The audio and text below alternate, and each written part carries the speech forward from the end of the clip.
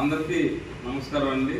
ఈరోజు మన భారతదేశ జెండా దత్తత దినోత్సవం జూలై 22వ తారీఖున దత్తత చేయడం జరిగింది. మరి ఇటువంటి కార్యక్రమాలు మన అశోక్ జిమ్లో నిర్వహిస్తూ సమాజానికి నేటి యువతరానికి మంచిగా ఆలోచించేటువంటి కార్యక్రమాలన్నీ మేము నిర్వహిస్తుంటాం.